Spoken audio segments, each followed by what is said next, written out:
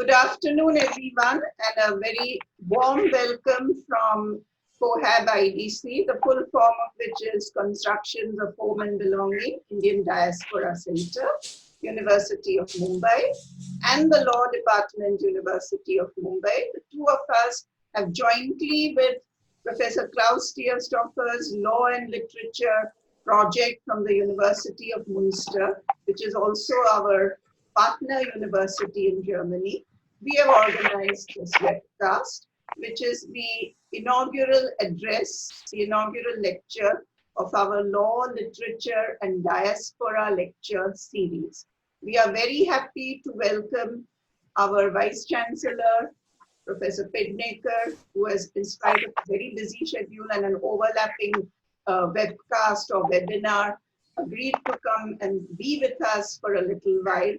We are very, very, very grateful to our inaugural speaker, Armin Bandriwala, who was supposed to give this lecture end of February, then middle of March, and then the lockdown got in the way. But now we have an international audience for Armin. We have got participants, colleagues from Australia, New Zealand, South Africa, a whole lot of universities in India, from Germany, from the USA. We have got our former CoHaB research scholars as well, two of them, one from Romania, one from the USA, who have joined us. And we have got lots and lots of students from law and literature. We have got registrations up to 250. So far, I see only 109 have joined, but I'm sure they will be joining in. So very, very big welcome to everyone. And I request our Vice Chancellor to inaugurate this law, literature and diaspora lecture series for us. Professor Pednekar, Vice Chancellor, please.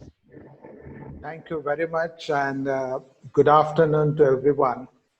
I'm very delighted to be part of the inaugural program organized in association with, in fact, jointly by CoHaB Indian Diaspora Center, Department of Law, University of Mumbai, and the WW University of Münster, Germany.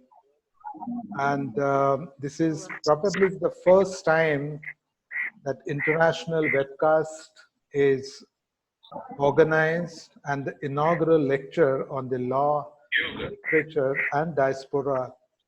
I'm very happy to inaugurate this, and Professor Klaus from Germany, the distinguished speaker for today's lecture, my colleagues from the University of Mumbai, and all the participants. I'm very happy to be with you for some time. Today is a very auspicious day for us at the University of Mumbai. Today is our 164th Foundation Day. The University of Mumbai completed 163 years of its existence in India, one of the three pioneering universities established in 1857, along with University of Kolkata and University of Madras then. And it's a good occasion to start this lecture series. And I think the topic is very interesting, the law and the literature. We all are being locked down, going through a very unprecedented situation all over the world. And probably in the history of the world, the first time all the educational institutions are closed down for the same reason. Maybe after the Second World War, which was to some extent as not probably as intense as it is today. And one tiny virus has taught us many lessons, and I would say has also exposed us in many ways too. And what we all have learned from this COVID-19 pandemic situation is the importance of resilience, adaptability, and more importantly, collaboration. Though we have been separated by what is known as social distancing, I think this is the first time that we all globally realize the importance of coming together, and we are more connected than before, I feel. And this is one evidence where we have the participant in today's lecture series across the globe. And University of Mumbai is very happy to be associated with Münster University from Germany in many ways. I was also looking forward to visit the university, but the current situation has prevented us for the time being at least. And this COVID-19 situation, which is many of us consider this as crisis, and at the same time, we all know that the crisis lead to opportunities. And two, the crisis don't last forever. So we have to find a way out, and we have to go ahead. And in this situation, I feel the technology is going to play an important role, which was already there. But because of this situation, the technology is getting more accelerated. And even the country like India, with such a diverse culture and a huge disparity in every sense that way. So that is also posing challenges before us in education. And but what we all have realized now, that there is no substitute for the hybrid or blended learning, and we need to prepare ourselves to face the future challenges. And in this regard, I'm happy that during the lockdown period, many of our colleagues have been organizing a webinar for the capacity building, as teaching how to teach, and also for students learning how to learn. And this is the first time we all have realized that we have to have not just interdisciplinary approach, but even the cross and even anti-disciplinary approach in all your studies. And the students will have greater opportunities in future. I personally feel that there are going to be three important factors which will govern the future of higher education. One is, of course, technology. We all are convinced with that. Second is innovation. We need to be innovative in every respect as far as the higher education system is concerned. And third factor, which is going to play a very important role now, and for us as Indian, I think we have to understand and mold ourselves accordingly, that in coming years, the students will have greater opportunities to choose the institute, to choose the curriculum or the course, and also they will have options whether to go for a distance mode learning or online or contact, whatever. And accordingly, we need to prepare ourselves. And in this regard, I think the deliberations that's going to happen is very important. And I'm happy that the CoHaB Diaspora, India Diaspora Forum is going to provide such platforms even in future, to have such cross-disciplinary interactions and dialogues. And that is going to be the future in the education. So I wouldn't like to take more time. I'm very happy to be part of this, and kindly forgive me that I will have to leave early. I would have been very happy to listen to the speakers, but since I have one more commitment, I will have to leave. But if there is a recorded lecture, Barucha ma'am, I'll be happy to go through that later. So I wish you all the best. And once again, I welcome all the dignitaries, the speakers, and all the participants across the globe. And thank you very much for giving me this opportunity to during the inaugural session. Thank you so much. Thank you, sir. Thank you very much, sir. Thank you very much. We really appreciate that you've taken out time and been with us. So thank you very much. And we will definitely send you the recording. Thank you. Kindly allow me. We will definitely let you go, Yes. sir. Thank you. Thank you very much. Thank you. Kirti? Yes, ma'am. That was very good of Professor Pednekar to come and support us in our first international webcast. In fact, in spite of this overlapping commitments, he said he'd come for a few minutes and he kept his promise. And we are very, very thankful to him. And we look forward to his continuing support in our interdisciplinary ventures at the CoHaB IDC.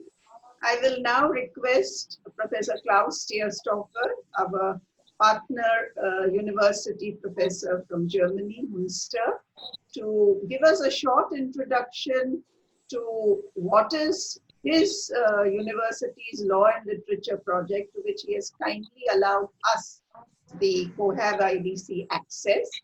And I also request him at the same time to introduce our inaugural speaker, Armin Bandriwala. But before that, a few words. Many of us who are part of this webcast today, friends and colleagues from around the world, students, know Professor Klaus Stierstoffer.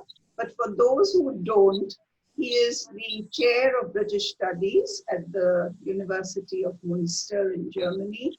He's also the vice dean of philology, and more important, he is the spokesperson for the Law and Literature Germany-wide project. And for us at the Mumbai University, he has been our long-standing academic partner going back more than 15 years. We have renewed our collaboration 3 times now, Professor Klaus. Isn't that 3 times we have renewed our collaboration with Münster University and vice versa. And he was, for us, he was the chief director of the CoHaB project. Kirti, please mute everyone. Kirti, please mute everyone. Yes. Professor Klaus is the director of our CoHaB European Union project with 6 universities, 1 in India and 5 in Europe. And that's how we have got the second phase of CoHaB Indian Diaspora Center going. So we look forward to this introduction by Professor Stierstoffer. And I will also request him to chair Armin's session. So I hand over the proceedings to Professor Klaus. Well, thank you very much, Professor Barucha, for this warm introduction. And coming to Mumbai, even if it's only on the screen, is almost for me like coming home with many friends. And it is a great delight under these difficult circumstances worldwide at the moment to see so many of them, if it's only on the screen, and to interact. So a very warm greeting from a very sunny, actually, Frankfurt at this moment. It's quite pleasant because it's summer here, and we Germans adore the sun because we don't have so much of it as in many other parts of the world, especially in Mumbai. Yes, indeed, I give you a little introduction now. I won't take you long on this because I just hope we have many other opportunities to go in depth and exchange our ideas in detail. This is actually Armin Bandriwala's rostrum today, as I see it. But let me say a little bit. Law and literature have risen from the same bed. This is the famous quotation from Jakob Grimm's essay Von der Poesie im Recht, or Poetry in Law, published in 1816. Some of you may know Jakob Grimm, and I actually can, hang on, share my screen for a moment with you. This is him, Jakob Grimm. Now I need to see how I can unshare my screen again.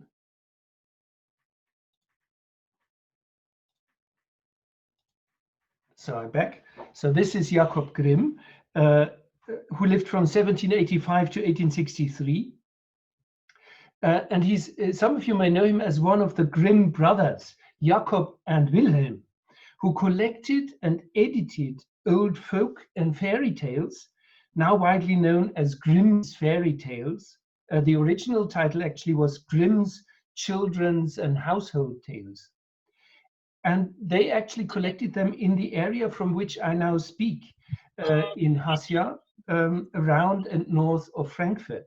Every summer, when there is not Corona epidemic as this year, I take my children to the Hanau Grimm Festival, where fairy tales from Little Red Riding Hood to Cinderella, all from this book, are actually produced in an open-air theater, which goes back to them.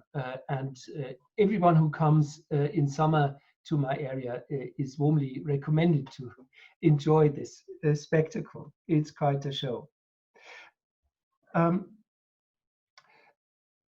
Jakob Grimm had also, however, studied law under Carl von Savigny at the University of Marburg and wrote histories of German law.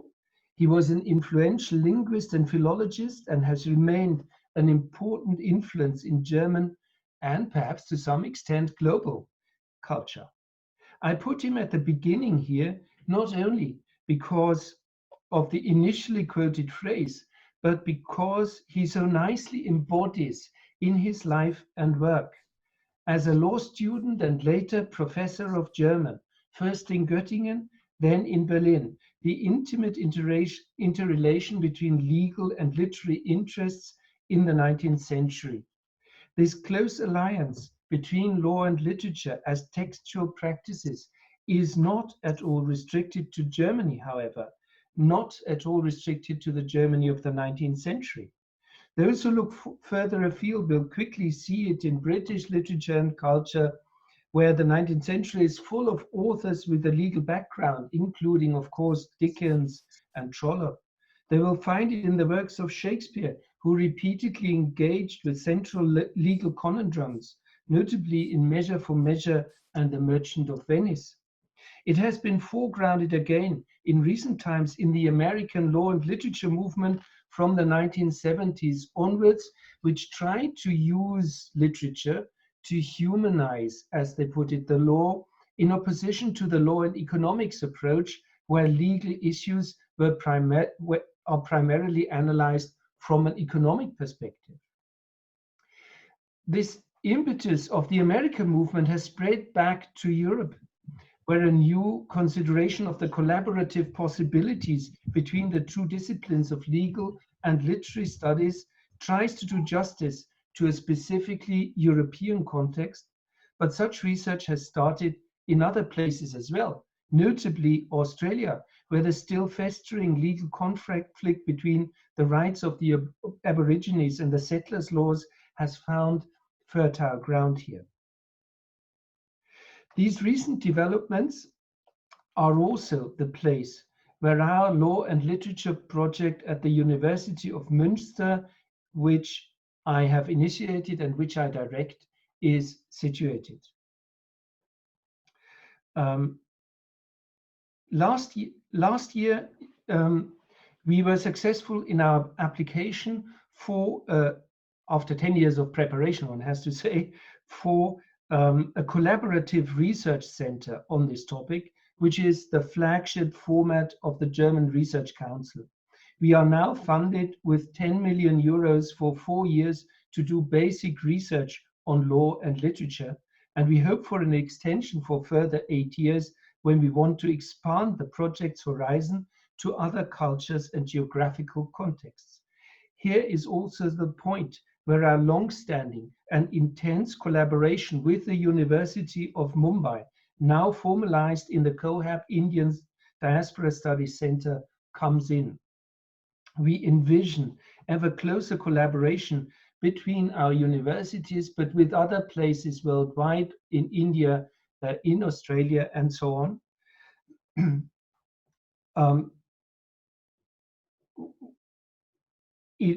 To move one of our projects foci in, I would say, 2 major directions. One is towards cultures and societies where legal and literary studies have not yet interacted as much as they have in the US and now in Europe. Hence, where we will still be able to learn a lot and where the potential for exciting new insight is enormous. And second, we now want to approach legal and literary frameworks beyond the nation state, notably in diasporic and migrant formations, a path we have started to open in collaboration with our Mumbai partners for several years now. This lecture series is part of this venture, opening up the law and literature discussion towards such different social and cultural entities of ever-growing importance in our world today. And in this context, it is, of course, my very great pleasure and privilege to introduce today's keynote speaker, Armin Bandriwala. She has been introduced in the flyer, so I will just repeat the major aspects of her distinguished career in a very short format here. She is a lawyer and author and practices as a counsel in the Mumbai High Court and occasionally also in other high courts in India and in the Supreme Court of India, as also tribunals like the National Company Law Tribunal and the National Company Law Appellate Tribunal. She has published 3 books till date: The Turning, Alone in the Valley of the Gods, and Not Just Legally Speaking. I'm also pleased to report that The Turning has been published in German by Ullstein, actually a very distinguished and big German publisher, so it's not just a dark little corner where this book appears, but in the limelight of German literary culture. Armin was also the first Indian author to be invited for the Criminale, an international festival for crime fiction fans held in Berlin, at which she read from her book in German, a language of which she has a working knowledge. She has also given readings and talks in India and abroad. Armin is the first Indian to be interviewed by Deadline, a Swedish radio program dedicated to crime fiction. She has been awarded the Excellence in Literature Award by the Bombay Parsi Association.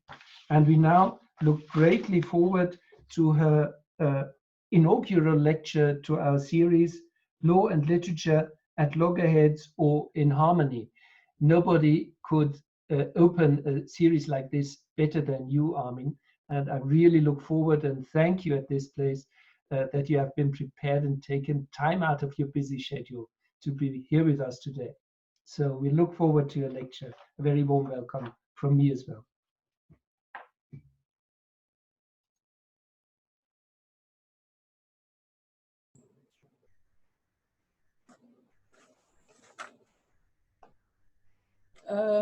To my friends in India, good afternoon.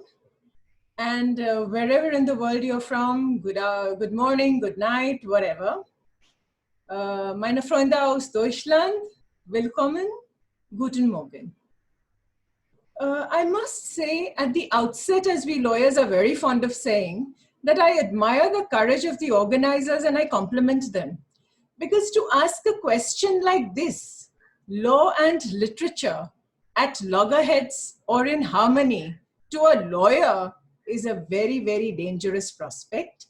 Because let me tell you, ladies and gentlemen, such a proposition could be argued for weeks in a court of law.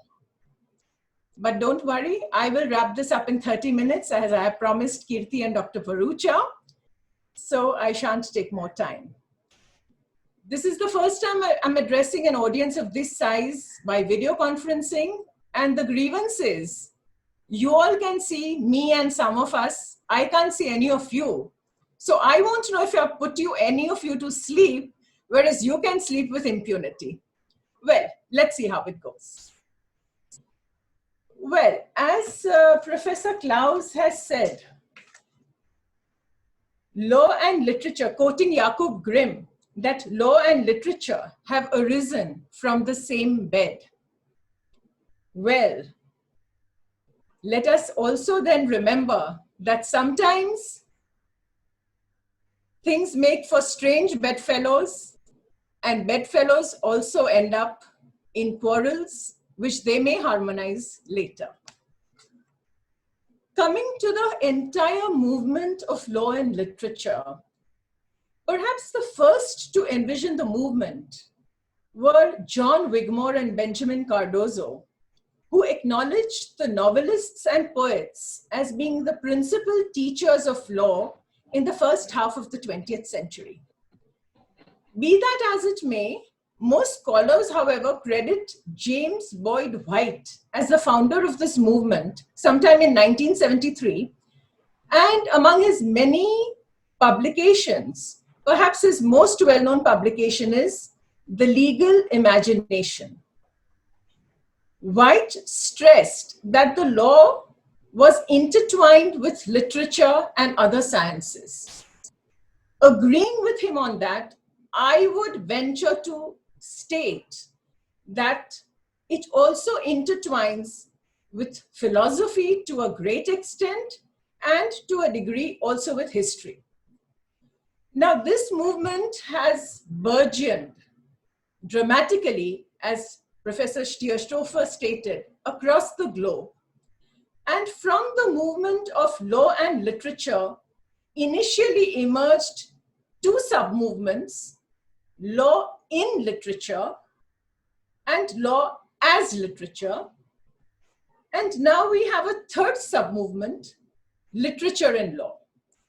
I would request you to bear in mind these three sub-movements, law in literature, law as literature, and literature and law, because I shall be addressing on all three in the context of whether and what is at loggerheads and what is in harmony.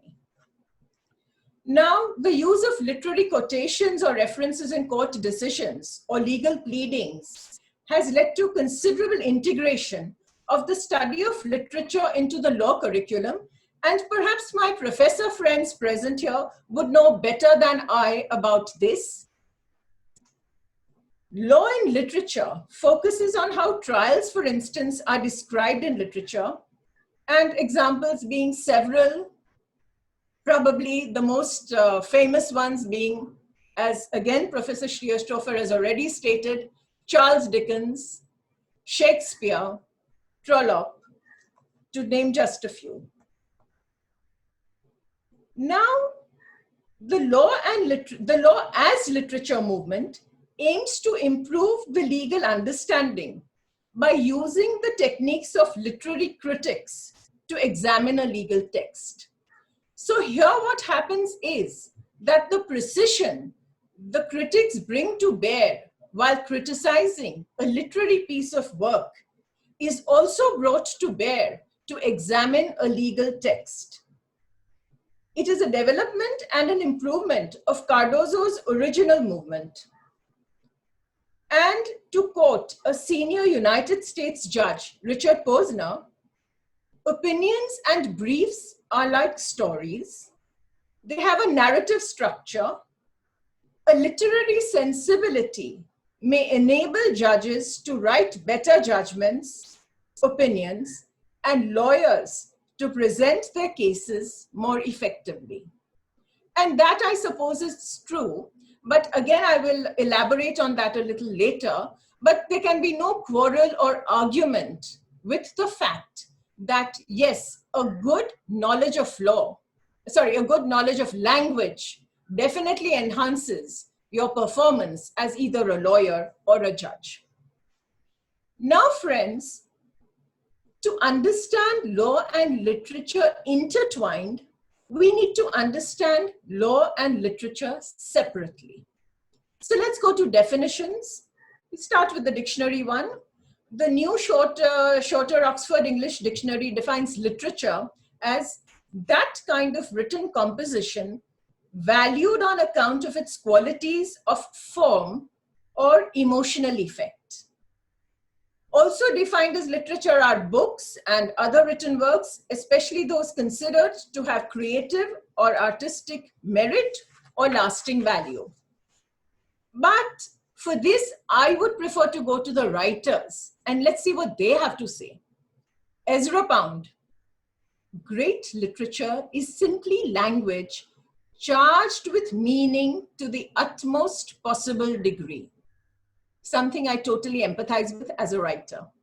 C.S. Lewis: literature adds to reality. It does not simply describe it. It enriches the necessary competencies that daily life requires and provides. And in this respect, it irrigates the deserts that our lives have already become. Well, some more, some less. And then our very own Salman Rushdie. Literature is where I go to explore the highest and lowest places in human society and in the human spirit, where I hope to find not absolute truth, but the truth of the tale, of the imagination, and of the heart. Now, we will come to this absolute truth business in a moment, but I would also like to add to what Salman Rushdie has said by saying that I would say that the highest and lowest places in human society and the human spirit can also be explored in the law. And in some judgments, the facts, in fact, almost read as fiction. Truth is stranger in fiction, like most cliches, is only too true, ladies and gentlemen. Now, how is the law defined? Again, to go to the shorter Oxford English Dictionary, a rule of conduct imposed by a secular authority. Now, here, when we speak of law today, when I speak of law today, we have to bear in mind that we are talking about the secular man-made law, because of course there are other laws, laws of nature, laws of science, which we are not concerned with today unless I touch on them in passing. To go on with the definition, the body of rules, whether formally enacted or customary, which a particular state or community recognizes as governing the actions of its subjects or members, and which it may enforce by imposing penalties. So another thing to bear in mind is that law is not always only statutory, it can be customary law. And if that custom can be proved in a court of law, especially and essentially by evidence, then it has the force of law, which can be enforced by imposing penalties. So this is another important aspect of the law which finds no place in literature, and that is the sanctions. Law can be enforced by sanctions, otherwise it has no meaning. Law is not founded on the nature of things, but it is imposed by the mere will of the legislature. This is what is said in the Black's Law Dictionary, and this is the law being imposed by the will of the legislature as opposed to law which is immutable. Because as everybody knows, legislatures change, governments change, and with that also changes the law sometimes. Now, law and literature then taken together, it is an interdisciplinary study that examines the relationship between the fields of law and literature, with each field borrowing the insights and methods and analyzing from the other. It's taught as a comparative studies course in many academic settings. And of course, Professor Stierstoffer, Dr. Bharucha are all in the forefront of expanding that even further. Actually, I think we owe all of this perhaps to the Greek philosopher Plato, who recognized a relationship between law and literature more than 2,000 years ago, writing that a society's law book should, in right and reason, prove, when we open it, far best and finest work of its whole literature. Well, unfortunately, that is not always true. The society's law book isn't always great literature. In fact, very often it is not even literature at all. But well, Plato had a different take on it. Now, as I said earlier, it was around 1908 that the connection between law and literature was re-examined by a legal scholar, John Wigmore, who I mentioned in the beginning, who noted the prevalence of trials and legal themes in many of the world's famous novels. And Justice Benjamin Cardozo published in the Yale Law Review a groundbreaking and path-breaking article titled Law and Literature, which examined the literary styles of judicial opinions. Now, law and literature studies, as I have pointed out earlier, are separated into three areas. Law in literature, which focuses on legal themes depicted in novels and other literary works. And these fictionalized accounts are often used as a prism through which actual proceedings in courtrooms are scrutinized. The second area involves law as literature, and this area studies the educational aspects of actual trials that involve recurring legal disputes over issues such as race relations and the proper law of law enforcement in a free society. This second area of study also analyzes the prose and rhetoric that judges use to explain the legal arguments and conclusions in their judicial opinions or judgments.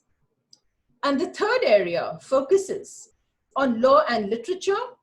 It compares and contrasts the analytical tools each discipline employs when interpreting a particular text, be it constitution, statute, judicial precedent, or a work of literature. And literature in law.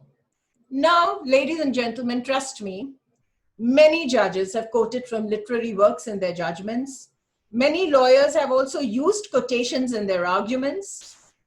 Taking recourse to great minds in literature, in crafting judgments, in developing of an argument, is thought to help clarify a legal point, help enhance the argument, maybe put an argument or opinion in the perspective of literature.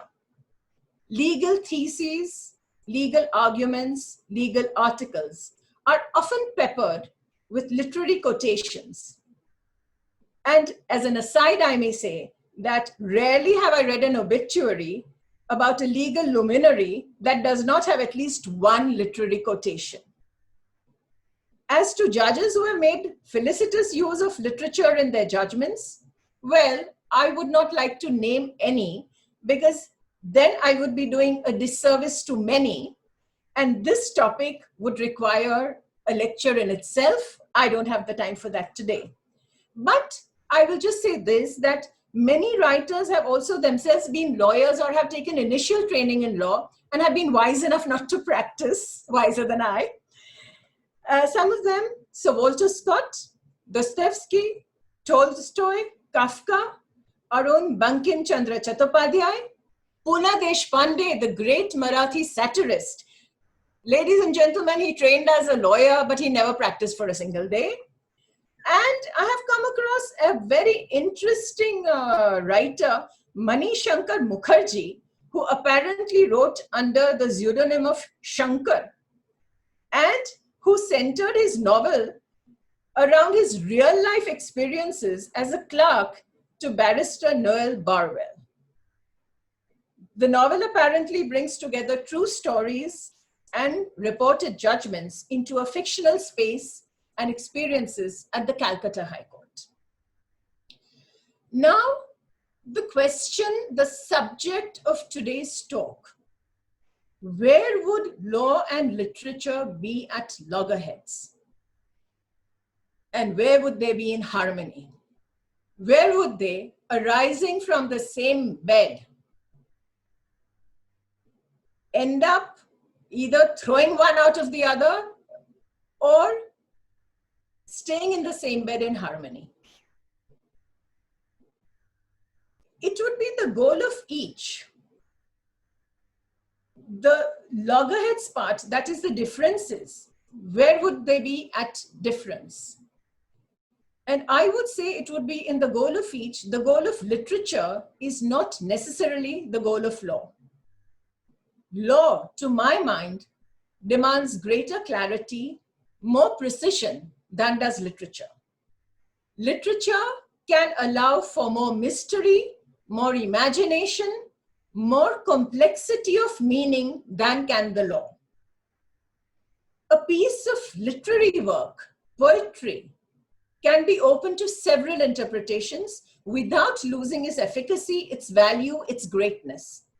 In fact, some works of literature, especially poetry, it might be said, are open to several interpretations and perhaps are the greater for that, and critiques are written about them, several critiques, several interpretations.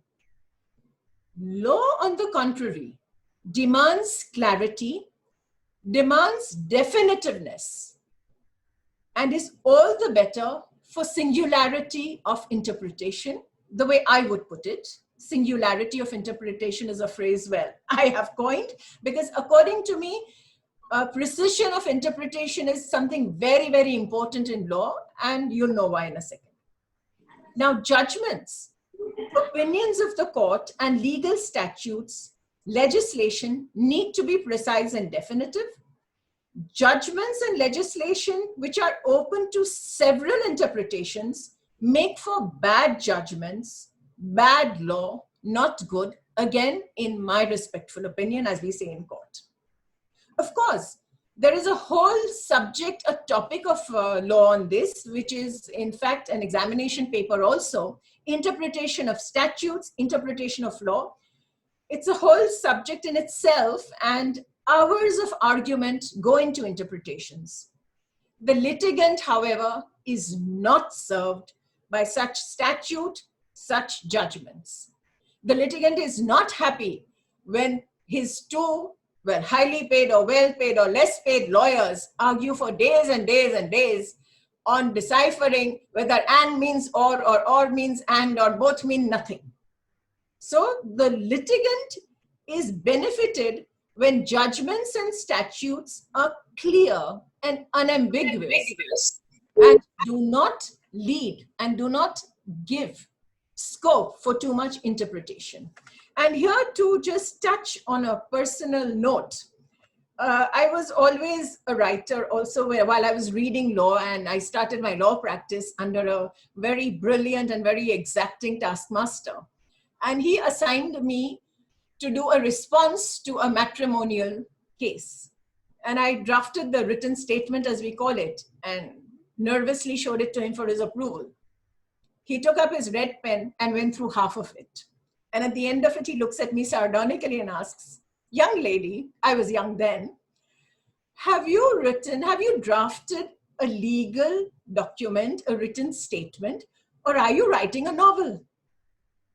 And much later, when I started practicing as a counsel, I had an opponent.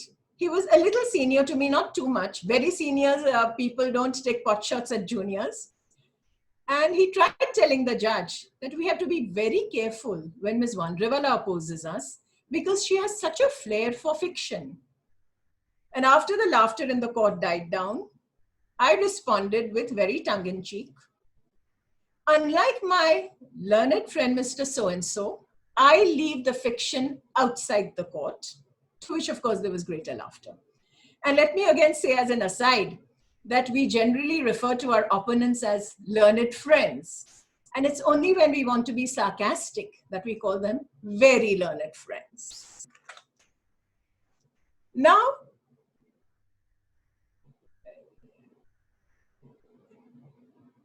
they both play a vital role, however, in literature, and law in literature, no problem here. Let the author use as much law in literature as he or she likes, and if he can do so without putting the reader to sleep, my compliments. Literature in law, the converse. Here, ladies and gentlemen, we are treading on thin ice.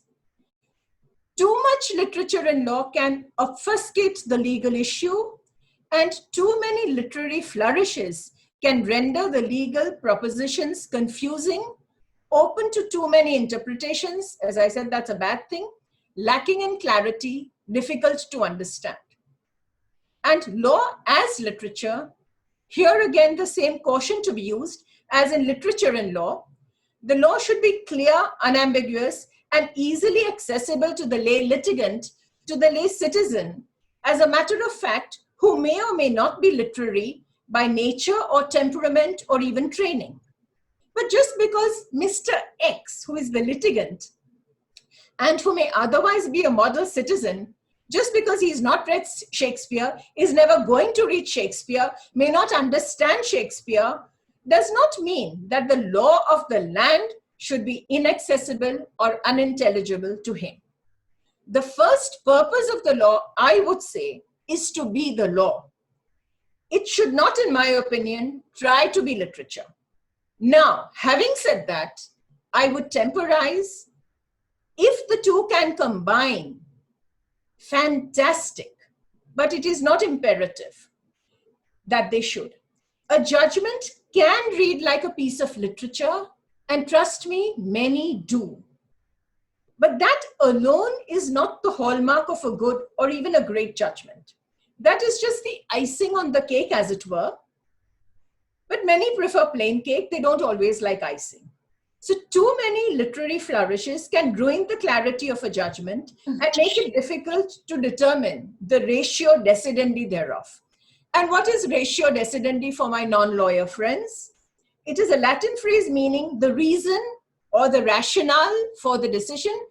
It is the principle that the case establishes. And this is important, ladies and gentlemen, to determine what is the ratio decidendi, because in Indian courts or in any adversarial style, as opposed to the European system, as Klaus would probably vouchsafe, which is prevalent in Europe and in Germany.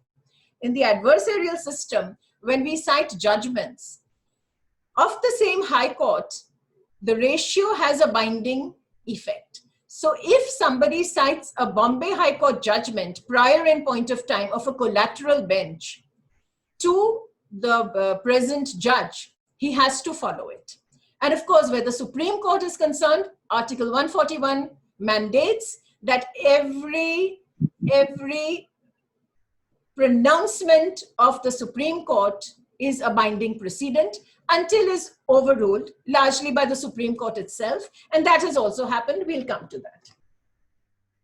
So legislation needs to be clear, precise, and unambiguous. Now, even within the law, you can have some little space here. I would say that a judgment can be like a piece of literature. But everything okay? Sorry? Is it okay? Hello? Am I heard? Yes, you are. Okay. Yeah. Okay. So a judgment can have some literary flourishes, can read like a piece of literature. But statute law, legislation cannot. No room for literary flourishes and certainly not for allusions here. However, again, I would emphasize that knowledge of literature, study of literature, wide reading can and does make for good pleadings, good draft persons, be it judges writing judgments, opinions, lawyers drafting pleadings, or legislators legislating statute law. It makes for precise and correct use of language, of clarity in the use of language, very important, and for brevity, apart from a certain degree of elegance. Now, the law, for instance, is not immutable. It can be amended, it can be modified. Can literature be amended or modified? It's a horrifying thought. I shall rest it at that. Now, where are law and literature in harmony? Let us go to that. Both law and literature deal with the human condition. It could be said that literature, in a way, defines, explains, and analyzes the human condition, and the law, to a degree, rules on it. A jurist read in literature would perhaps be more informed about the human condition, more humane in his or her rendering of the law and of the enacting of it. Training in literary criticism could perhaps equip lawyers and judges to analyze the provisions of the law, to also analyze and interpret judgments and opinions. It's not just a question of form, ladies and gentlemen, it goes much deeper. His or her vision would be broader, perspective more evolved, rendering of judgment and enactment of the law more humane. To the dry bones of the law would be added the flesh and blood of literary experience, which is after all the story of human experience. A better understanding of language and the nuances of language could afford a better understanding of the law. For instance, take punctuation. Let me tell you, it's of as great importance in law as it is in literature. Days could be spent on arguing about the exact meaning of a provision or a passage in a judgment on the basis of punctuation, and the wrong use of punctuation could well make for a wrong interpretation and resultantly a wrong judgment having consequences that perhaps the author of the judgment, that is the judge, did not intend. There are also cases, ladies and gentlemen, where the law and literature are both at loggerheads and in harmony at the same time. And this would be about something as fundamental as truth. Literature may try to define truth or write about a condition which is true. Poets may try to get at the meaning of what is the truth. Law tries to get at the truth, but this needs to be viewed with a slight shift in perspective. As also should be viewed with a slight shift in perspective the notion that courts of law are meant to do justice. It may perhaps be more accurate to appreciate the less idealistic truth that the courts of law are meant to and try to do justice according to the law, which may not always be true justice, as quite often truth based on a legally permissible interpretation of facts, which are admissible in evidence, may not necessarily be the real truth, which is itself somewhat elusive, as truth can be and often is prismatic depending upon perception. So very often, something which is true may not be admissible in evidence during a legal trial because of several reasons, including sometimes something as stupid as not having stamped a document correctly. Certain documents, ladies and gentlemen, require stamping, require registration.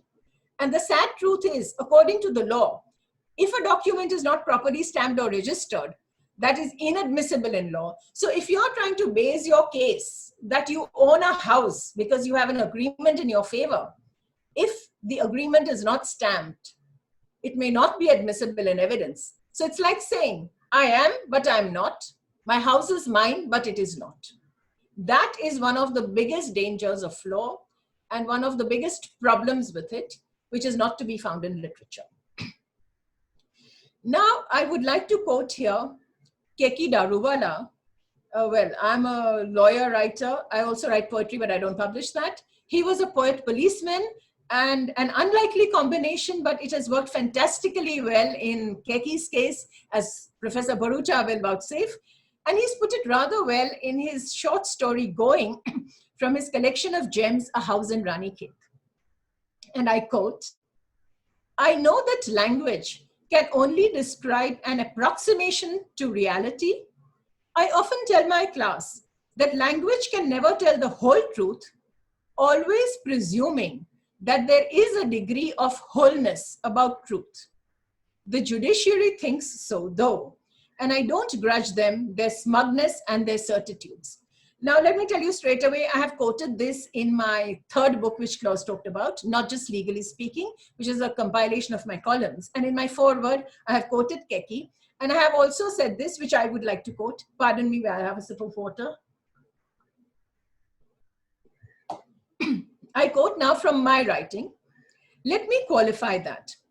While I agree wholeheartedly with Keki about language being able to describe only an approximation to reality, and his uncertainty about there being a degree of wholeness about truth, any truth, I am not so sure of the certitudes or the smugness he attributes to the judiciary. Keki, after all, was writing fiction. As a practicing lawyer and also a fiction writer, I am fairly certain that there are judges, especially the more sensitive amongst them, who agonize over the certitude or otherwise of their judgments and over the truthfulness of the facts and evidence placed before them, the rightness of the law cited. Maybe in some cases, even over the rightness of the law already laid down, which they are perforce required to follow as being binding precedent. A major dilemma, adding to the difficulties of men and women doing an already difficult job. Unquote from the book. Now, in literature, ladies and gentlemen, the practitioner is not hedged by rules of evidence or admissibility, but he could be hedged by perplexities, by the dilemmas in his own heart and mind. I would like to now refer to and leave you with one thought, which according to me is very, very vital, and where perhaps law and literature can come together in synergy, and where perhaps you, ladies and gentlemen, who are teaching and forming curricula can bring about this as a part of your syllabus. And that is that literature, poetry, satire are all extremely powerful and necessary tools against laws that are unjust, repressive, draconian. An unjust law, in my opinion, militates against the rule of law, and literature is, or rightly used, can be an effective weapon to protest against such law. Literary works, poetry, satire, extremely potent tools that we need to guard against unjust laws, or even an unjust or draconian legal system, or an unjust government, which of course in turn makes and implements laws that are unjust, draconian, not worth following. So in this instance, would law and literature be at loggerheads or in harmony? The answer is both. Literature that protests against an unjust law may be at loggerheads with that particular law, but it would be in harmony with the rule of law, with the spirit of the law. So, are law and literature at loggerheads or in harmony? The answer is both. Sometimes both at the same time. It's a marriage that needs constant adjustments, but ultimately gains a lot from each other, because even when at loggerheads, there is a certain harmony in the differences. Thank you, ladies and gentlemen. I hope I've given some food for thought.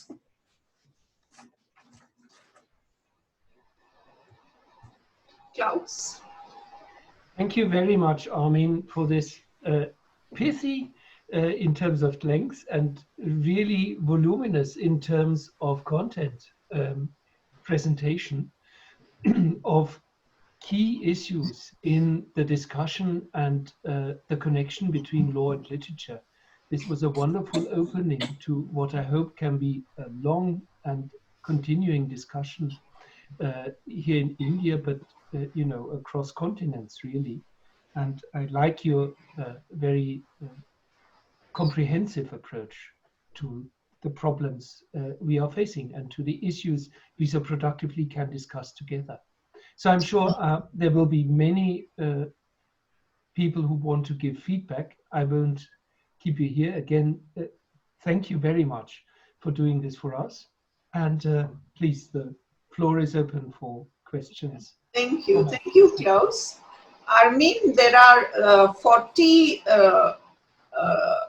questions or remarks in your chat box. Oh.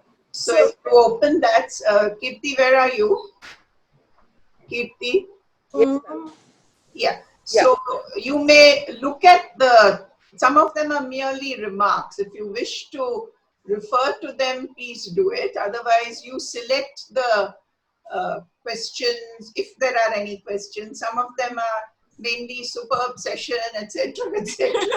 Thank you. If we can put Armin back on spotlight. I'm sorry, one sec, Nilofer, Kirti, I can't seem to find any questions on the chat. I mean, I'm trying to... You have to double click on chat. I've double clicked on chat. Kirti, what is Yeah. happening? What's happening? I can see one question here at 3. I have got I've got lots of questions which I can see. Yes, I think you may have to scroll through the chat box. No, but how do you open the chat box? I mean, There is a chat option next to the share screen. I've got that. I've got the chat option, but when I'm double clicking, nothing is coming. No questions are coming. No text is coming. Oh, Can I read? Yeah, the I think. article? Yeah, I think. Why don't you read the questions? If we put Armin on spotlight, and I will just read out the questions to her. Lots of them are merely I am so and so and I have joined, good afternoons, etc. But I'm coming to some remarks, if I can find some remarks.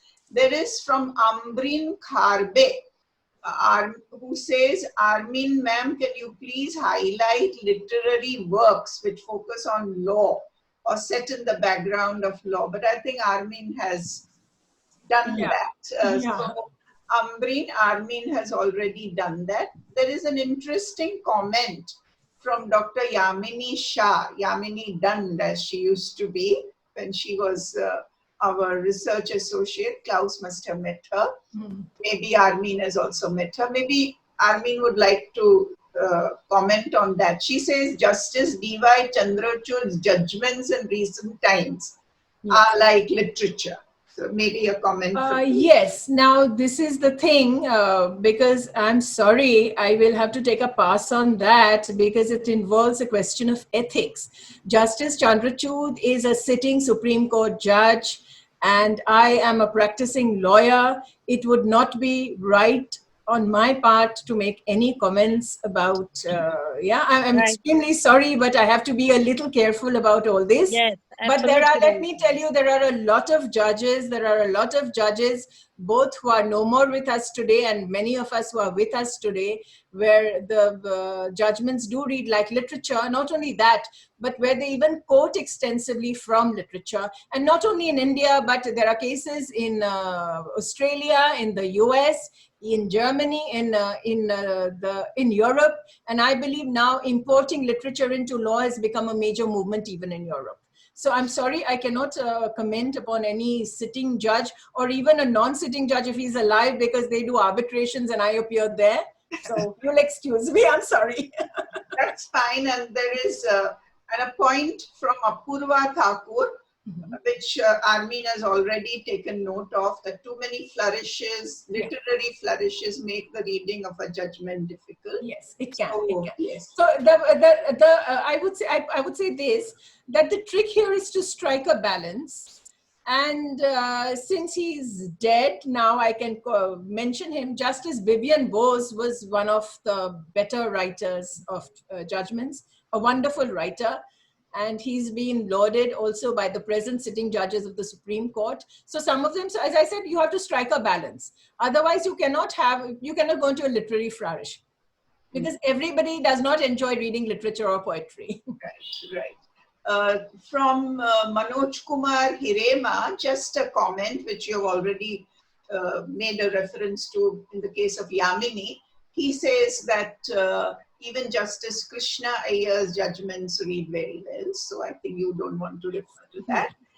Shikha Duara says literature is a that's just a comment she has made. Sure. Shikha Duara says that literature is a reflection of society and law is in response to the needs of society. Yes. Yes, that's an interesting observation. But I would again view that with a slight shift. Literature is not always a reflection of society. Sometimes it projects into the future, and it perhaps goes where society will be in the next 20 years. So yes, in a sense, a reflection, but depending on how the writer uses literature, literature can also project into the future. Law, yes, response to the needs of the society is one. But the law also has, in the minds of the framers of the law, their idea of what would be a just civil society and their endeavor to try and bring that about by framing the necessary laws for that. But yes, the basis is correct. Yeah. Armin, an observation from Kanya Padiachi, who works with the Gandhi Institute in South Africa. Yeah. She writes, Wole Soyinka spoke of how literature can improve awareness. Sorry, could you repeat that, please? Wole Soyinka spoke of how literature can improve socio-political awareness. You can use literature to make governments more conscious of its responsibilities to its citizens and reduce the disparity between the wealthy and the impoverished. And we have had first-hand experience in South Africa of anti-apartheid literature and its role in conscientizing people in the struggle for freedom. Yes, very valid again, but again, I would say up to a point. Because, ladies and gentlemen, what is necessary you to bear in mind is the diversity of literature, whereas the law is not so diverse except if you make a study of comparative law. So literature is so extremely diverse. I would not say every bit of literature will go to, improve governance, etc., etc., etc.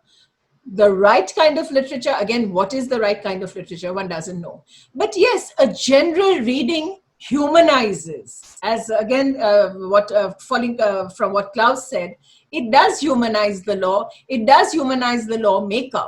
And let me tell you, by and large, in my experience, at least because I practice in the Bombay High Court, so I'm sorry my experiences are informed from my interactions in the Bombay High Court. But by and large, most of our better judges, better lawyers, etc., have been very well read, but that is not to decry. And I'm at pains to point this out because it's like music. Somebody may be a brilliant pianist, but he may not. So to be a good lawyer, you do not have to be well read in literature.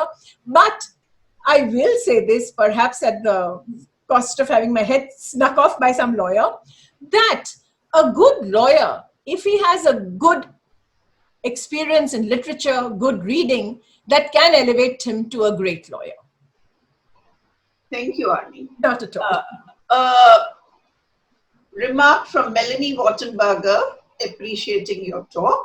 And she's very happy to be with us after such a long time. And I'm reading it out because she was one of our research scholars in the CoHaB program. And a lot of us know her. And we are very happy to have Melanie with us. And we hope she will join us for more lectures. Thank you. Then there are many complimentary remarks from a lot of people. I won't really read them out, except for Anju Singh, who says that can emphasis on language complicate understanding of law and judgments? Can an emphasis on language complicate understanding of law and judgments?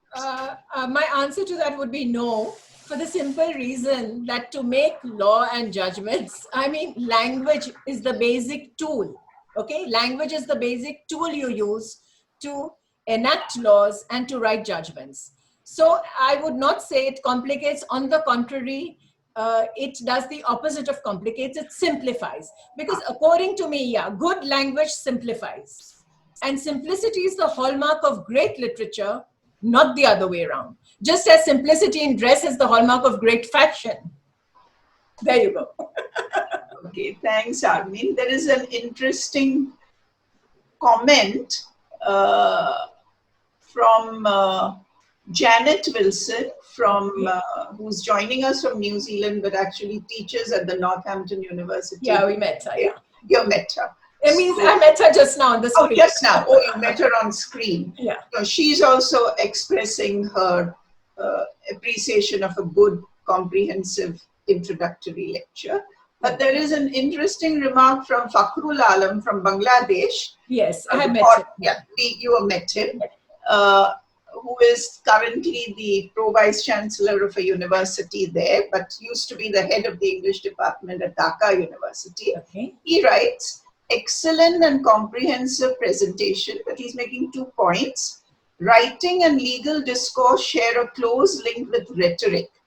Also, literary criticism depends on close reading and reading between the lines. Lawyers do the same thing, don't they? Your thoughts?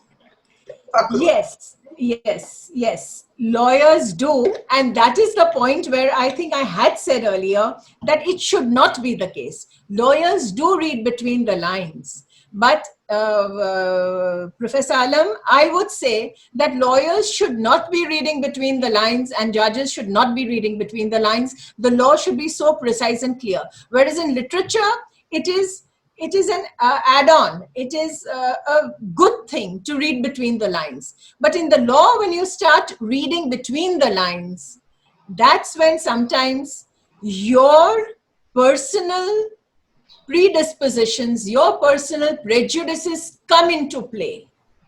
And you read facts. If you start reading in between the lines in facts, dangerous. And equally so, when you start reading between the lines, when it comes to the law, the legal provision, dangerous. In both, you may come to a conclusion or an interpretation not intended either by the legislator or not intended by the draftsman of that piece of evidence or the affidavit.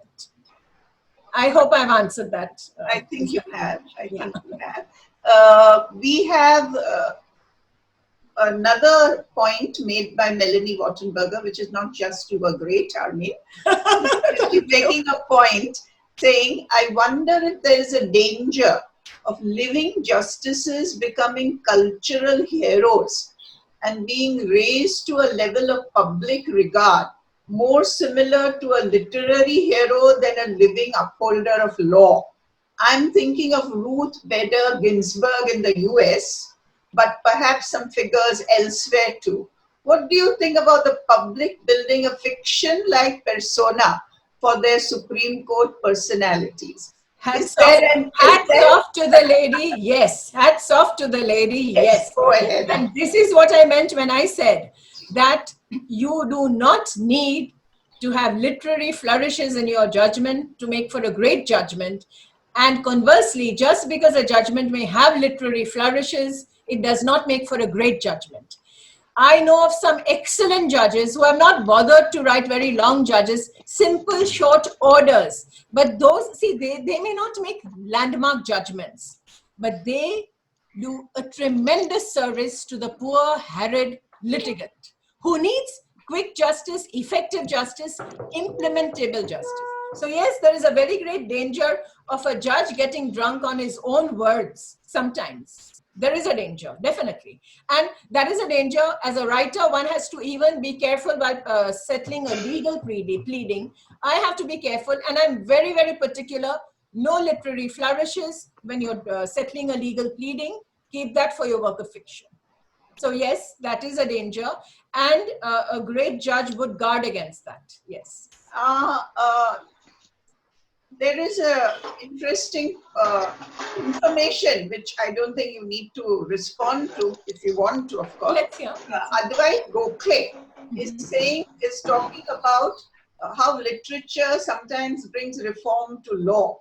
And he has given the examples of reforms carried out in prisons and solitary confinement by the Home Secretary, Mr. Winston Churchill, in 1910, after watching Galsworthy's play Justice. Yeah, okay. I will respond to this very quickly. Again, a very valid point. And yes, this is what I meant when I said literature can humanize the law. Literature can be said, this is not so much as the, can you hear? Yeah, this is not so much as the quality of language as I would say the picking of a right, of the right cause to elaborate in and weave into a short story or a novel where you address a situation, where you address an injustice. So yes, if a novelist takes up an injustice and addresses it, then that can bring about a change in the law, and that can bring about even a change in the justice system, the prison system, etc. Yes. There are a couple of more questions, but from the same person, Yamini. So Yamini could maybe send an email to Kirti, which we could forward to Advocate Armin and take up these issues. But Klaus says that he would like to make a comment. So most certainly, please. Yes. Can we have Klaus, please? I mean, I want to briefly take up your point about the difference between law and literature, in the sense that the law has to have, as you put it, has to be clear, precise, and unambiguous, whereas literature can afford not to be. This is, of course, a literary ideal propounded in modernism with, Hemingway and so on, the one true word written. It is in itself, of course, a fiction. Or theoretically speaking, you're talking about the reception of texts. Any text, of course, whatever it is open to endless interpretations.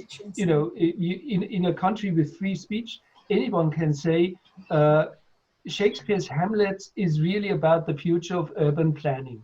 This is a statement you can make. You can be entirely convinced of it, heartfelt. You can even fight for it. But a lot of people will disagree. Why will they disagree? Because we have routines of allowing for interpretations of texts. And I think I entirely agree with you, by the way, but I think the difference comes in where we have different routines, we could say, of normativity, of allowing, it's not the problem of finding interpretations of text. They're there, millions. The problem, and I'd say both in literature and in law, is of limiting interpretation, of agreeing which interpretations are acceptable and which are not. And I think in these routines, we have the differences between law and literature. Some of them will overlap, but some of them will be very different. And it's sometimes, I fully agree with what you said about the law. I have some apprehensions about the image that comes out for literature, because people often think literature can be is a free for all. Of course, it's not. As my example with Hamlet, it allows for conflicting and a variety of interpretations, but it has the same routine, not the same. It has its own routines of normativity, which are culture contingent, historically contingent, which can vary from period to period, from author to author. So I think it's important to have a focus on the wider issue of normativity. How do we regulate in a society, in a community, to coin a phrase, Stanley Fish, interpretive community, what interpretations are acceptable and which are not. You absolutely. Genau, Klaus. And I think I have perhaps been a little over generous when I've talked about interpretations in literature. But what I meant was, I meant it to be taken in the context relative to the interpretations, which should be the case in law. As I've said, there should be narrower interpretations, but there are not, because we spend days arguing over cases. So in literature, absolutely right, Klaus, it is not a free-for-all. There is a discipline to literature. But here, as I said, because I was talking in relation to law and contextually, I would say that literature allows for a wider playing field, perhaps, when it comes to interpretation than does law. So does that satisfy you, Klaus? It's a lengthy discussion, actually. I'm not sure. Okay, we'll take it up in Germany. Forever, but let's leave it at that for today. Okay.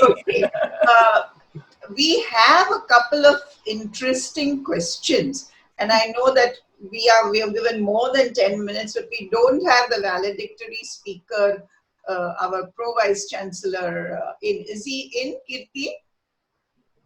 Professor Kulkarni? Pro-Vice Chancellor? No. So after this, we only have Professor Rajeshri Varadi's remarks. So with your indulgence, I would like to present 2 more or 3 more points to you. Please, yes. Manpreet Jai Singh has put on a question. Can a potent satire on law influence its interpretation in due course of time? Is interpretation of law flexible in this respect? Okay. Two questions. I would take that as two different questions. A potent satire, whether it can influence a judgment, a lot will depend on who reads that potent satire, first of all, if somebody reads it at all. So here we are going on the premise, the presumption that that potent satire would be read by a judge. It is not always the case. Judges don't always have the time to read other things. Sad commentary, but true. But if the satire is read, and depending on the sensibility of the judge, it could have either a good effect or a bad effect. Now, I have not touched upon the whole question of contempt and all. There wasn't enough time, but I'll say this very briefly, that again, one of the literature, a critic can never be held up for contempt of literature or the author. Whereas, now mind you, the judges by and large have broad shoulders. They don't mind criticism. But you have to be a little diplomatic in your criticism because the threat of contempt is there. But satire is by no means, would by no means render anybody vulnerable to contempt. So yes, a satire can bring about the good. Whether it will bring it about, I cannot say, because I do not know how many judges read and how much do they read. I know that 2, 3 definitely read. They have huge libraries, almost as big as mine, if not bigger. But I can't comment further on that. Now, as far as the second part of the question was concerned, my response would be not really. Okay. Okay. There is a question from Shomdatta Mondal, who please. you know. Armin, where would you place John Grisham's novels? Shom, why are you putting me in this? Why are you putting me in this spot? Shom, honestly, why in this spot? Okay, I will put it as, I don't want to bring in my personal opinion here, but I would put John Grisham's novels as good, entertaining, a good, entertaining read. Does that answer your question, madam? Okay, there is another interesting question, not the John Grisham type, okay. from Jaina Jain, who used to be our, again, our CoHaB ESR research scholar. What are some of the analytical techniques of interpretation of law? And how do you think they differ from the techniques of interpretation from literary critics? This calls for a 2-hour lecture, not even a 30-minute lecture. China, email. No, the analytical techniques of interpretation, I'm sorry, it will get too technical and too much, but how it differs, frankly, it doesn't differ much. The basic tools are the same. The basic tools are the same. The application may differ a little, but the analysis, that's why I said that's where they are in harmony. Yeah, but the analytical techniques of interpretation, it's too technical and too detailed a subject. I will really put you all to sleep and we don't have the time for that. But yes, I would say there is a certain similarity, a certain synergy between the analytical techniques of judgment, analyzing a judgment and analyzing literature. Yes, again, only a wider playing field to the literature as always. There are many more, and I would suggest that they write to Kirti. They have got the CoHaB IDC at gmail.com. There is a question for Klaus as well from somebody. Please contact Kirti. She will forward your mail. But there is an interesting point that Pallavi Mogre is making. This is a point she's making, so I thought I'll read it out. Please. A very interesting question, Shomdatta, about Grisham's novels. How does popular culture influence a layman's understanding of the law? Is law ever influenced by such popular cultural intervention? Okay. And movies based on... Yeah, movies. I'll tell you. Now, I don't know whether the literature influences the law in this case, but definitely the law influences literature. And definitely there are movies made. There is one made movie, I think Talwar on that Arushi murder case. There was one on the Nanavati case. There are books on the Nanavati case. There are books on the Raman Raghavan case, etc., etc. And so that even Grisham, see, Grisham can familiarize the lay reader with the basics of the law. As I said, interesting, enjoyable, entertaining reads. Grisham, Scott Turow, James Patterson, a lot of these, you know. Then there was one very interesting novel I remember reading, The Anatomy of Murder. So as I said, some of this, I am a great proponent of popular literature. I read crime stories, I read murder mysteries, I read legal thrillers, so no issues there. But I would say when you read them, please read them as fiction. Not many often I am asked that, madam, when you go to a court of law, is it exactly like watching a Hindi movie? You know, do you throw your arms around and do you walk up and down? No, we don't walk up and down. In fact, somebody suggested that we even shout in courts. So somebody said, oh, just because you're a lawyer, you can't shout. I said, excuse me, I don't shout in the court at all. In fact, there is a mic, I don't even use the mic. So we don't flail our arms around and we don't walk up and down. We stand at the lectern and we are very polite and quite decorous. Of course, we take nasty digs at each other. So popular culture does, in a sense, popularize the law. It can give you a knowledge of law. It can give you a basic knowledge of the functioning of the court. You have these TV serials, Suits, initially The Good Wife, now The Good Fight. So all these have these courtroom scenes. Grisham, of course, courtroom drama. So I would put them as very interesting, entertaining, popular reading. Yes. They don't aim to be anything else. They don't claim to be anything else. But you have to take them with a slight pinch of salt. Because it is fiction after all, though in the legal context.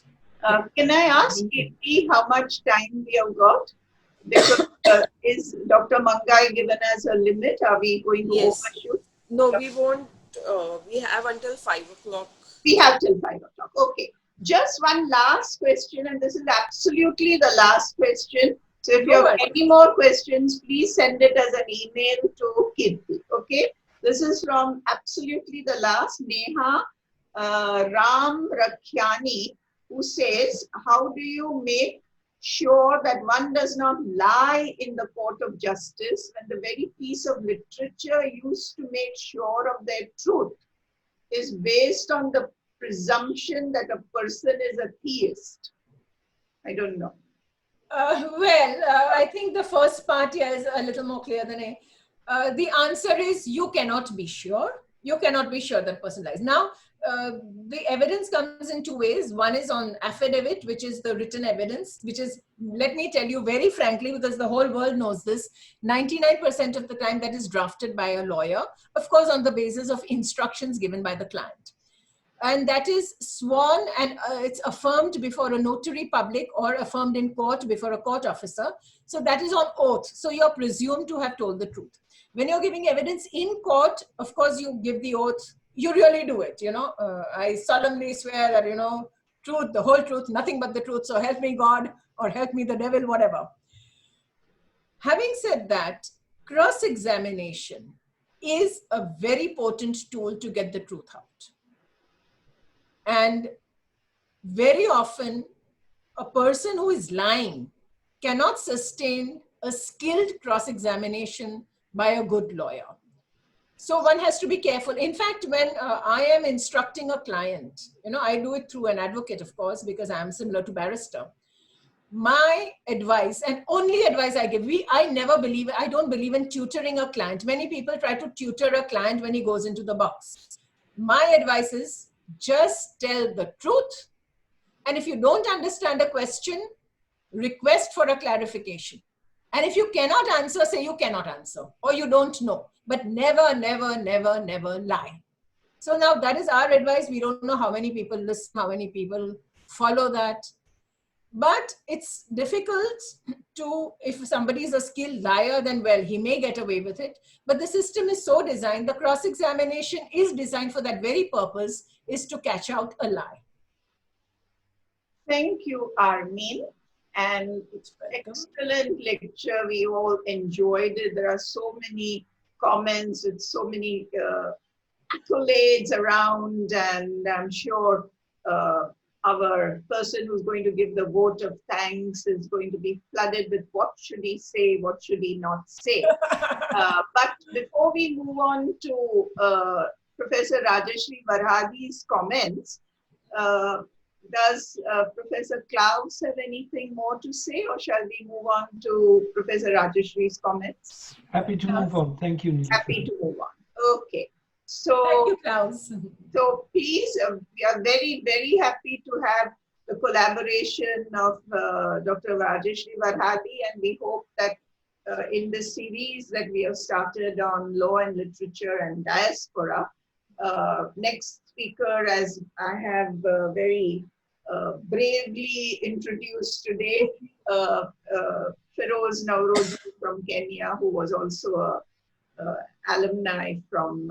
alumnus of the Mumbai University. So we are very happy to have the diaspora aspect also coming in talk. Yeah, sorry, I had no time for the diaspora. No. We didn't expect you to do anything with the diaspora. You are wonderful. What you did was great. Thank you very much. So now the spotlight will be on Dr. Rajeshri, and she has got her remarks. Dr. Rajeshri. Yeah. Honorable Dr. Suhas Pednekar, Vice Chancellor of University of Mumbai, Professor Klaus Stierstoffer, Chair, British Studies and Vice Dean of Philology, WW University of Munster, Advocate Armin Bandriwala, Advocate of Bombay High Court and author, Mr. Feroz from Nairobi, my dear friend Dr. Nilüfer Bharucha, Director CoHaB IDC, Dr. Sachin Labade, Assistant Professor of Department of English, my faculties from the Department of Law, Dr. Swati Rautela, Dr. Sanjay Jadhav, Dr. Sridhar Munde, Mrs. Alka Patil, Mrs. Dipali Patil, Mr. Setia, Dr. D.K. Sonavne, Principals of Law Colleges, Dr. Nilima Chandiramani, Dr. Kavita Lal Chandani, Dr. Madhura Kalmalkar, Dr. Priya Shah, Dr. C.M. Rao, In Charge Principal Kevin Toro, Dr. Shilpi Jha, members of the bar and bench, distinguished guests from abroad and India, students of the law department and other university departments, and law colleges and other colleges at national and international level. I wish you all a very happy 164th in Foundation Day of University of Mumbai. I'm overwhelmed with the huge response received from the participants of the different fields at international level for this unique international webcast program and inaugural lecture by Advocate Armin Bandriwala on the topic of law and literature at loggerheads or in harmony, initiated by the Law Department first time in collaboration with CoHaB Center of University, CoHaB Center and University of Munster. We are indeed thankful to our Honorable Vice Chancellor, Dr. Suhas Pednekar, under whose dynamic leadership we are able to organize such unique program. I am really grateful to our Honorable Vice Chancellor who inaugurated this lecture series and encouraged us to initiate such kind of activities in future which will bridge the gap between law and society. I am sure this inaugural speech of our Honorable Vice Chancellor will provide a pioneer for young research scholars to probe into depth in the field of law and literature.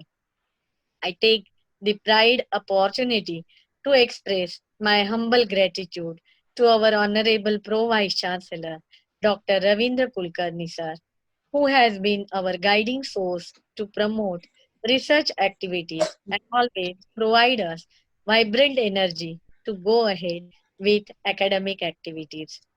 Today he is having some urgent meeting and that is why he was unable to join us, but he has given his best wishes for our uh, this program first time we have organized.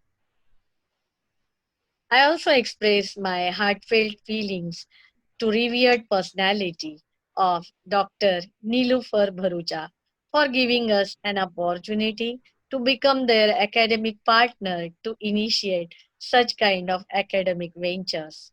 My sincere thanks to Professor Klaus Stierstoffer, who initiated such unique research program on the theme of law and literature at international level with the Department of CoHaB IDC and Department of Law, University of Mumbai. Thank you, sir, for choosing us to start this research project. Sir is very dedicated towards the research activities to provide their wholehearted support to this program with his presence of his students and colleagues. We can see that how much sir is popular in his university. I also admire Mrs. Kirti, our coordinator, for her excellent coordination and the hard work for organizing this program. I appreciate Sachin Labade for his assistance in organizing this program. I appreciate Madam Srivar Mangai for providing us technological support for organizing this program. I'm really thankful to Professor Wandrewala, Advocate Wandrewala, for delivering excellent lecture. This topic is actually person will think a lot, and it's difficult to cover all this explanation and lecture within half an hour. And very excellently, Madam has elaborated us various aspects of law and literature. I also express my gratitude for the presence of our all distinguished guests, without which this program would have not become successful in its true letters and spirit. Friends, I am quite confident that this inaugural lecture series will open new dimensions for multidisciplinary legal research in the realm of law and literature. This lecture series will provide new insightful and mind-provoking thoughts to researchers, which will enable them to create more literature in the field of law and literature. In view of Swami Vivekananda, the ultimate aim of education is to create awareness in the society. I have strong belief that this lecture series will achieve this goal in future by reaching at grassroots level of the society. I am indeed grateful to Advocate Armin Bandriwala for delivering very informative speech on such vibrant topic, having multidisciplinary approach. Madam is renowned personality for her academic contribution in India and abroad. Her lecture itself proves her thorough knowledge in this subject of law and literature at loggerhead or in harmony. I appreciate interactions of students and very well answers given by Armin. I'm sure that the professors of different streams will take the inspiration from this unique academic initiative and will inculcate the same in their respective fields. Linguistic philosophy also provides guiding source in legislative framework in evolving certain legal concepts like equality, liberty, dignity, and freedom of speech and expression. In my view, law and literature should go in harmony, no doubt, provide historical source for the growth and development of law. Religious literatures have been a great impact on the growth and development of personal laws in India. Under Hindu law issues relating to marriage, succession, custody, adoption of children have been greatly influenced by religious literature. There is an intrinsic relationship between law and society. Series of laws were enacted for the betterment of the society, including Child Marriage Restraint Act, Sati Prevention Act, Dowry Prohibition Act 1961, Maintenance and Welfare of Senior Citizens Act 2007, Domestic Violence Act 2005, Sexual Harassment of Women at Workplace, Prevention, Prohibition and Redressal Act 2013, and so on. In this way, linguistic philosophy also provide a very good path for the legal development in India. Professor Klaus Christopher, Dr. Nilofer Bharucha, we are indeed happy to join such kind of innovative activity with your esteemed organizations, and I anticipate constructive and positive results in future.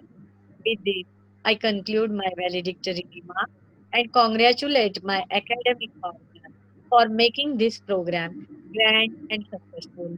Thank you, madam. Thank you, sir. Thank you, Rajeshri. Thank you very much for your remarks and for your cooperation. We are very happy to have the cooperation of the law department, and through you, the number of law colleges around India who have whose principals, faculty, students have joined this lecture. It's amazing, it's wonderful, and we hope to continue doing that. And now, if there have been many more messages, Armin, people thanking you, people appreciating you. We have a message from our friend Ajaya Sahu, the director of the Diaspora Center at the University of Hyderabad, who could not join in time. He is sending his apologies to you, saying he couldn't join in time. And we are very happy to have had our old and new colleagues join us for this talk. And if they know anything about me, they'll know that I'll lasso them in for future webcasts or for webinars and things like that. So you've got people from around the world, Klaus, and we will definitely be having more interesting webcasts. One is already in August with Firoz Nauroji, and then maybe a webinar with maybe Chandani, Janet, Shobdatta, whoever we can persuade to join us and think of a nice subject for the topic for the webinar. We are planning to do that. And Rajeshri hasn't let us experience the absence of Professor Kulkarni, our PVC. We hoped that he would be with us, but since they had this clashing meetings, he could not. And of course, Professor Pednekar support was there in the way he expressed it by being with us today, even for a short time. So we, on our end, Rajeshri has done a lot of profuse thanking of everyone, and she has raised me to some high status as well. But from the CoHaB IDC side, we do have Sachin. Is Sachin around? Sachin? Yes, he is. Sachin? Yes, ma'am. Yeah. Very much there. So we have requested our colleague Sachin Lapte to propose a vote of thanks, a very formal vote of thanks to Sachin. Thank you, Professor Dr. Bharucha. Can we see Sachin, please? Sir, I'm trying your. Yeah. Yes. Yes. Yes. Thank you, Professor Dr. Bharucha, for giving me this short stopping act. I'm very happy. Namaskar, good evening, and guten Abend, meine Damen und Herren. It is a pleasure to witness an august gathering as this, especially in the times as we have been experiencing due to the tiny invisible virus. While COVID-19 is scaring most of the humanity, we are all here to beating this fear with our intellectual, intercultural, and interdisciplinary carnival. I take this opportunity to propose a vote of thanks. I thank the Honorable Vice Chancellor, University of Mumbai, Professor Suhas Pednekar, for inaugurating the lecture series, encouraging us with his words, and kickstarting this lecture series on the auspicious occasion of the 164th Foundation Day of our beloved University of Mumbai. Then we generally say to quote or not to quote, that is the question. And legal experts can help find answers to this and such many more questions. We are honored to have Advocate Armin Bandriwala for the inaugural lecture, Law and Literature at Loggerheads or in Harmony. It will not be an exaggeration to say that the session has given us much needed insight into the intersectionality in literature and law. Thank you very much, Amrinji, for your session. When it comes to the University of Mumbai's association with Germany, one name that stands out and stands tall is Professor Klaus Stierstoffer. I'm really sorry if I pronounce your name wrongly, sir. Please forgive me. Whose chair British Studies and Vice Dean of Philology, spokesperson, collaborative of Law and Literature Research Center, WW University of Munster. So we thank you and your team for extending the Law and Literature project to Mumbai University under the auspices of CoHaB IDC. I also thank the Law Department of the University of Mumbai for their collaboration. I'm sure our colleagues from the Department of Law will continue this romantic affair with CoHaB IDC. I thank all invited guests from India and abroad, especially Professor Farul Alim, University of Dhaka, Bangladesh, Dr. Melanie Wattenberger, who is our ambassador from the United States, Professor Janet Wilson, Professor Kanya Padayachi, Durban University of Technology, Professor Amreen Kharbe, then Dr. Jena Jain, again our very dear scholar, and Dr. Somdatta Mandal, Dr. Yamini Dand, just to mention a few, Sai Diwan, and many scholars for joining us and contributing to the discussion through your valuable comments and questions.